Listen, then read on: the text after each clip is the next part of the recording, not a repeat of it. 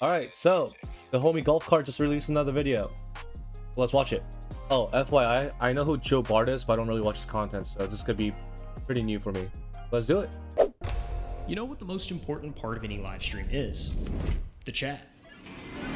Every night, thousands of viewers pour into their favorite streamers' chat.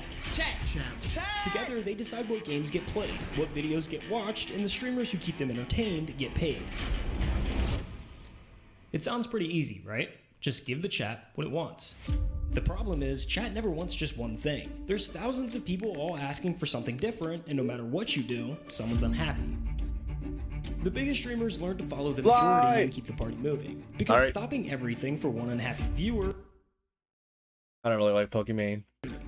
You don't leave 10,000 people hanging over a single name in the chat. But what happens when the needs of the one are a matter of life and death? My girlfriend of 3 years took her own life in November of 2025. Losing my best friend and the person I love most in the world. I'm feeling like my life is no longer worth living, and I've been falling into a bad habit of drug addiction, leading me to on MDMA in December. I don't want to be here anymore. Why did it become so dark all of a sudden? This is Joe Bart, and he's one of the only streamers that stops everything when someone needs help. If a chatter of mine is coming into my chat saying they're suicidal, I am first and foremost going to read their message. But when you do this, when you make yourself the person people turn to at their lowest, you're also now the one who has to carry the weight of it. What? Because now you're surrounded by darkness. Today I decided to end everything. Got a shotgun, can't find it in me to love myself. Now you're giving away pieces of yourself to everyone around you. People are genuinely asking me to fix their problems. I can't. Now it feels like the whole world is on your shoulders. Now I'm going, oh, if I stop posting, people are gonna start themselves. That's a heavy weight to pick up, and we wanted to know why. Who is Joe Bart, and why do you care so deeply about some of the things that you do? Which is maybe a little... Wait, the last video I watched of Golf Cart, he said he wanted to have an interview with Joe. They actually did it. Look at this. Dude, congrats, Golf Cart, bro. Holy shit, you got his attention. Deep for 10:30 in the morning, but... No, it's alright. Joe Bart was born on February 6th, 2002, and grew up in southern New Jersey. Joe wasn't the kid you've picked to become famous online. He was the small, quiet kid, the one getting picked last for everything. I was kind of like the lanky That was like Logan Paul when he was younger. Didn't really know how to control his body, so that's why I was picked last. But yeah, did you guys see how many freaking... Kid that didn't really know how to control his body, so that's why I was... How many plaques does he... There's one on the floor! Or not on the floor, on the desk! How many plaques does he have? I didn't know Joe got it like that. Yeah. High school, things started turning around. He hit his growth spurt, got into lifting, and went from being the kid he's jacked to a legitimate athlete. So oh my god. In 2019, Joe's a track athlete at a Catholic prep school in New Jersey, working part-time at a GNC, heading towards a completely normal life. And then a Chinese tech company bought a dying lip-syncing app. TikTok is the latest app to capture the attention of teens and young adults across the world. A Chinese company called ByteDance bought the relatively dead app Musical.ly. They gutted it, rebranded it, and on August 2nd, 2018, TikTok officially hit the App Store. TikTok. Now, early on, TikTok was mostly just the same creators who came over from Musical.ly. So all of those cringy lip-sync videos and the reputation that... If you know, you know. Going through your parents' divorce is more fun than going through TikTok. For a while there, TikTok as a whole was pretty cringy. Yeah, I used to get made fun of. But even with that reputation, Joe figured he'd try it anyway. He posted his first TikTok in December of 2019, and it got a few hundred likes, which is nothing crazy, but it was enough to make him post another one, and another one, and he just kept going. Within a few months, he went from pointing at text on a screen to actually talking, ranting straight to the camera about whatever stupid thing pissed him off that day. There's no looking left or right in the urinal at all times. This is where Joe carved out his lane. So him, he became Queso, the loud guy in the beanie who'd yell about people who drink sparkling water or crash out both over came from TikTok. DIY touring. The coffee pot's floating!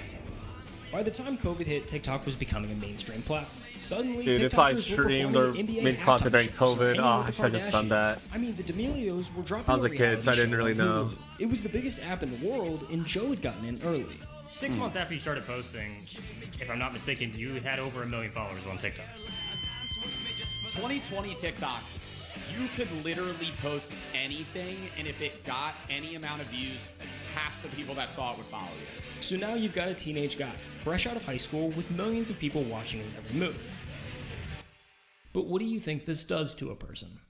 It's not the same guys as like a Disney star, right? Because I was nowhere near that level. But it's just the idea of like, I was a teenager that's getting clout, and I think 99% of the time, that's bad. And Joe was no exception. All of those views, all that attention that comes with internet fame, it went straight to his head. I went from being a really insecure, it was like two polar opposites, right? And I had to find the medium. Like, I used to be really insecure when I was in like middle school, early high school, to a point where like I started working out, I started doing this, and then it went like full flop to like narcissism.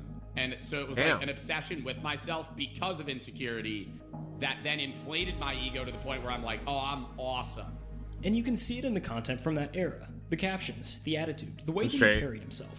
So this is my proposal for any women out there that would like to participate in the holiday but don't have Jesus anybody to assist them. Christ, what the hell? This is the version of Joe that Joe doesn't like.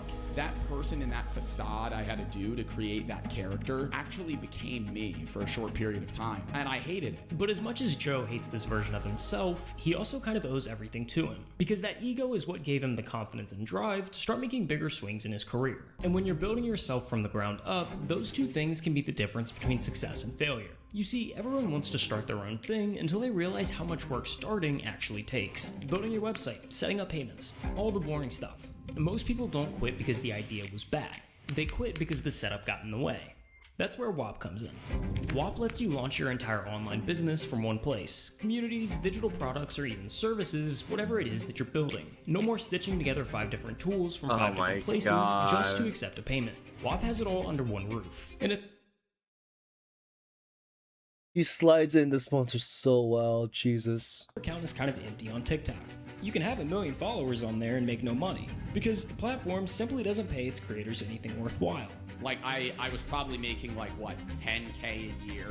I was making less than minimum wage. So, in the summer of 2020, just before starting his freshman year of college, Joe announced his first ever Twitch stream. I'm gonna start streaming video games on Twitch in a day or two. He started moving viewers from TikTok to Twitch, where he'd stream games like Rocket League and Fall Guys. Oh, I got it! Then he'd take the best moments from those streams and post them to YouTube. By fall of that year, Joe was juggling multiple TikTok uploads a day, streaming on Twitch, making YouTube Jesus, content, put toothpaste on while their managing phone. his classwork in college. What was the schedule like in college? There's so much going on. How do you manage that? It was a lot. Like, balancing streaming and college sucked. But it was so doable. And I hate when streamers say, oh, I really needed to drop out to pursue streaming. Like, get the out of here. Lol. I was growing and in college the entire time. Thank you for 3 million followers. 4 million. But it depends on what he was studying, right? Because if he was an athlete, I mean, I'm not an athlete, so I can't really say it, but my guess is that it's easier to maintain that. If you were a pure academic student trying to land, I don't know, a job in the medical field or a job in tech, that's where I am. I don't know if it's meant. I'll be completely honest. December, Joe had cleared 5 million followers on TikTok, and just a few months after All depends on what college you stream, get to. Joe was Get pulling in into. nearly 1,000 average viewers on Twitch. Like, I was so obsessed with performance. Joe was constantly studying social media, trying to understand what made videos pop, The what violin people in the background. responded to, and why certain videos failed. That confidence had turned into a full-blown obsession. But because of it, Joe was starting to not like the person he saw in the mirror. I'm trying to map out where the ego kind of starts to disappear versus... Like, was there a low point, a moment where you're like, holy, I gotta change? Yeah, I don't really, I don't think there was like an aha, right? It wasn't like a light switch flip. It was more over the span of like a 6-month period where I was like, I'm kind of being a dickhead. Coupled with a variety of things. The guy in the top right. So I don't know if you can include this in the video. That's up to you. I tripped on mushrooms for the first time, like, and I hate when people talk about like that being a genuine changing factor in their life, because it's like, okay, cornball, like that's what made you, really have that light switch. But I think it was like, it was a part of it, like it removed the grooves of life that I have gotten into, and it made me reset. I like Pickle Rick in the back. Like, look at him just kind of look in myself, chilling there. a lot of the While people Joe that talks I knew about in philosophy mushrooms. classes as well were sharing ideas that you know, I may have heard but not resonated or understood fully. It was so much like, wow, I'm gonna die one day. I should kind of treat people in a way that's like, this is our only life. And I accredit my viewers a lot because in that time, parasocial relationships built a little bit, which is bad. But at the same time, there were people coming to me for the first time going, I want to kill myself. You were chatting to your last streamer because you're ending it all? Whoa, whoa, whoa, whoa, whoa, whoa, whoa, whoa, whoa, whoa, whoa, whoa, whoa, whoa, whoa, whoa. If there was a moment of like lock in, it was that. What happened? One of my subs just said he's gonna kill himself. Dude, do you need help? Because I was going, yeah, even though I'm 19, you know, there are people that actually look up to me in a way that's like, I need to be better at. Life is the best thing that will ever happen. No matter how bad it can get, life is amazing. Now put your... Life is amazing. Just... You started streaming to play video games, to have fun and make people laugh, and somebody you've never met just told you they're planning their own death. And out of everyone in their life, they picked you to tell. I feel like no one cares and I want to end it all. I have a date planned, so you'll probably never see me again. I want to say you make me laugh a lot. I'm going to kill myself October 2nd. No one will remember me. And this kept happening. Bro, Joe would like go live, that? and sooner or later, You somebody put would that on show the up in a responsibility of the crisis, streamer, the typing person their that you darkest look up thoughts to. into a That's just... Twitch chat. Don't want to be a mood killer. I just want to And- say my family basically bullies me every day and I can't get them to stop. I've been thinking about suicide a lot. It's just unfair. When Joe first started getting these messages from chatters, his initial response was the same as anyone with the hearts would be. He wanted to help. Both on stream and off of it, Joe took the time to talk with those viewers, getting to know them on a it's personal like level and giving kinda them real uplifting advice just like and he would with a friend. You guys Great to see that Joe, mean despite, you the know, world to me. If his you shit need help with personality something back like then, that, quote unquote, I can try my best. and despite So him that's why growing I'm on the kind of channel, chilling or pausing he the still stream takes for the the time last, to like, stop 15 minutes to talk and about this actually because address it up front. That's important. But there's a feel harsh like not a lot- reality lot that of- all streamers have to not learn a lot eventually. of streamers Your would viewers do aren't your that. friends. Oh. They can't be. I have had probably 20 people come to me about themselves, like on live. The first 2 times it's happened, I have tried to like help them, and then it just ended badly in terms of them getting parasocial towards me and then nonstop coming to me. You see, the relationship between a streamer and a viewer is way more complicated than a normal friendship. When you spend hours watching someone through a screen, day after day, your brain starts doing He's something playing weird. Valorant. You pick up their sense of humor. You learn their opinions, No, their moods, don't what makes them put laugh, yourself and what into sets that them off. pit of death. You come to know them the way you'd know a friend, except they have no idea you even exist. This is what's called a parasocial relationship. Yeah, this is this. And it can be like, a dangerous bro, thing. this is disgusting. Now, a scary home invasion as 3 masked intruders with guns grab a popular influencer by the hair demanding money. 3 guys came into my room, turned all the lights on, and then they had the gun pointed at me. Why is While this most related to parasocial Joe? relationships don't reach this level, there's always a Oh, it's possibility just that an it can. example. 3 popular Twitch streamers face a terrifying encounter while live Is that streaming Sita and along Ray? Santa Oh my Monica God. Pier. Kill you right now. Kill you right now. If the streamer leans too far one way, they I might did come not across know as that uninterested or cold. Okay, but I lean really too far like- the other, and viewers Oh can yeah, mistakenly I take saw it as a that. cry for That's friendship. crazy. Please stop following me. It's getting weird. It's getting strange. I don't know you, okay? So please leave me alone. That's where things can take a turn for the worst, because now that attention can turn into expectation. And when the expectation of a response to the next chat isn't met, it can feel less like being ignored by a streamer and more like a betrayal by someone that they thought they knew. It's a weird parasocial relationship that forms, and you're not even aware that this person is forming that typically until they're like about to show up, or they do show up. The gap is hard to manage, which is why most streamers keep a barrier up around the heavy personal stuff. My sis is dead. Right, let's try and keep it positive. Please don't talk about side of my chat, please. This is something I just don't like to hear or talk about, you know. And you can't really And one blame other them. thing is that something that's hard is that, you know, a lot of these freaking people joke about this type of stuff. So like like to some extent, where do you see the line? Like, where is it? When is it actually a joke and when is it actually real?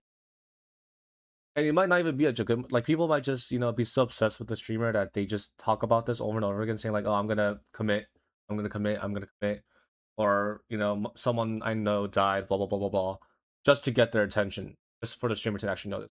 Like, that's like diabolical behavior, man.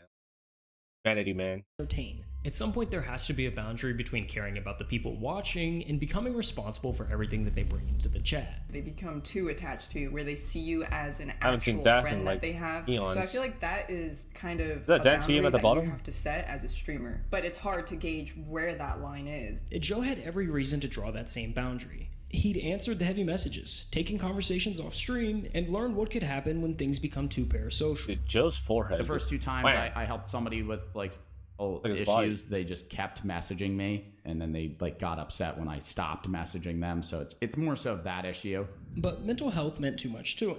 Ignoring somebody who might not make it through the night was never a choice he could live with. Dude, this editing After is those early crazy. mistakes, This editing, Joe this implemented video, 2 the important voiceovers. factors Oh my that would god. eliminate those odd Definitely, parasocial he also dynamics definitely from coming improved into on the picture. global For starters, content he creation. removed any one-on-one interaction. All conversations with chatters were strictly held on stream from the Twitch chat.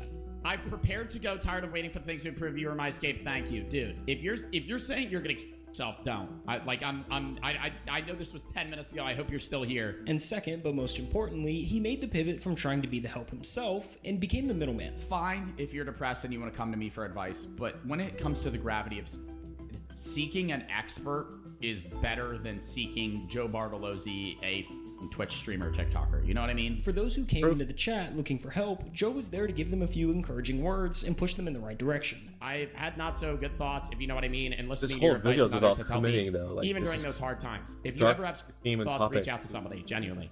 Go to a therapist, psychiatrist, talk to based somebody off that of- can help you.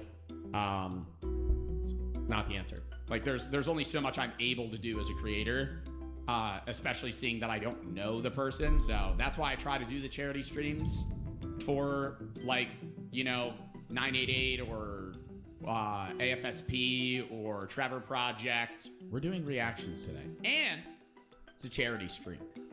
We raised $2,700, which was matched 3x by the Melinda Bill Gates Foundation. So dub in the chat for that. Goes to a good cause, saving lives. Melinda Bill Gates Foundation only donated $1,000. Is that what I heard? He said three times, right? Like, let me go back.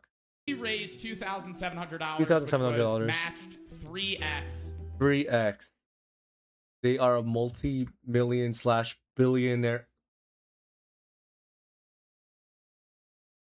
So dub in the chat for that. Goes to a good cause, saving lives. I mean, it's And for better a than while, nothing, I this worked guess. pretty well. but- While it seems kind of small, Joe's brief but encouraging words were actually making a difference in people's lives. I've been subbed for a year now, and I want to say thank you for helping me through this past year with having to deal with my grandpa's suicide and my own personal problems. You're definitely my favorite top streamer, and I hope you never stop. But by the time Joe graduated college, things had started to change. Stockton University. Oh. School of Natural Sciences and Mathematics. So he was a STEM major. Not bad. Highest than all of streaming. And managing the expectation of that many chatters is a totally different beast. Like, right now, I average 10K. Chat's horrible. Yeah? Like, yeah. I gotta lock in. I want to get into the videos. I'm starting to get stressed the fuck out. I'm starting to get stressed the fuck out. I could tell this was gonna happen at the start of stream when I got like 9 messages just unloaded onto me. With this many viewers watching, Joe found himself caught between 2 groups that wanted completely different things from him. Because on one hand, some viewers felt that he wasn't doing enough to help. I guess even my favorite streamer doesn't care about me. Lame comment. I have 5,000 people in my stream that are spamming right now. I'm also playing a video game. And then I don't respond to you and you pull this guilt trip here. But on the other hand, there was a totally different group of viewers that were tired of the stream constantly stopping. Jesus, dude, I like watching your streams, but when you go on rants like this, that's all you do all the time. That's annoying. Play the game. Do me a favor and never watch me again. Do me a favor and go f yourself. No matter what Joe did, someone felt ignored, and the messages were starting to get more demanding. Early on, people would briefly mention that they were struggling, and Joe would offer a few words of encouragement. Now, they wanted more. Like, every stream, it's been getting more and more and more and more, like, involved, where people are genuinely asking me to fix their problems. I can't. I'm sorry. But the hardest part was figuring out who genuinely needed help and who was only looking for attention. How do you balance keeping everybody happy and then also sorting through people who are just doing it for attention? I mean, that's the struggle. Because I'm a suicide prevention advocate, that is an avenue that a lot of maybe people that's use to why manipulate their way Golf Cart into censored being noticed. the video or about Joe speaking Bart around to me on stream. And so, this yeah, topic. if there's 10 chats saying they're suicidal, 6 of them are fake. Exactly, that's what I'm saying.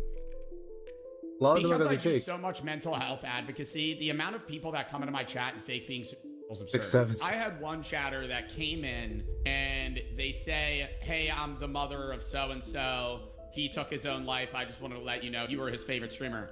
I'm sorry that he took his life. I don't really know what to say. I'm sorry. I hope you're all right. I'm sorry for the loss of your son. Ugh.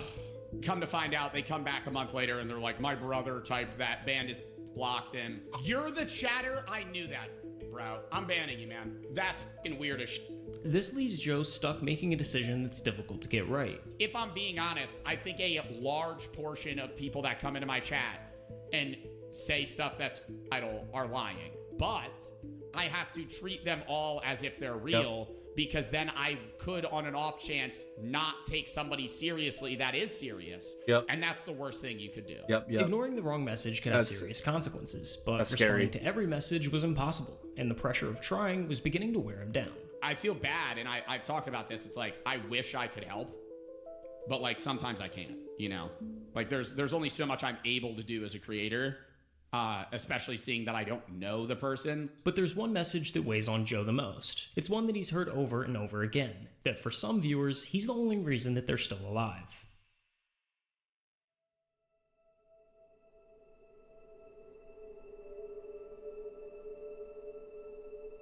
You were there when my dad passed. You saved me from ending my own life more than anyone should. I've realized so much because of you. I can't thank you enough. You unknowingly have helped me with a lot. My life has gotten about a lot better since watching you from your philosophy stuff. Never had a favorite streamer until I watched your streams, and it kind of saved my life, no pressure. I wanted to myself, you saved my life. I did not save your life. You saved your own life. Please get the help you need, though. If I'm the only reason that you stopped, wanting to kill yourself in that moment, you need a lot of help outside of just watching my content. When you hear some of those stories, how big of a toll does that take on you? Because, like, who are you? I'm watching through some of their clips. I generally don't know who he is. This. A lot of the chat is asking, who is checking on Joe? I'm starting therapy soon. I'm not saying it's bad to have my videos as like something to fall back on to make you feel happier versus like your videos are the only thing that's keeping me alive. Take a second and think about what that actually means for the person receiving it. Somebody just told you that your uploads are load-bearing for their existence. Don't tell me that. Like, I don't upload as frequently anymore. Step. Probably have yeah. Able to help, man, but like, get help. Like, get help. Please. So, what happens if you take a break? What happens if you burn out and quit?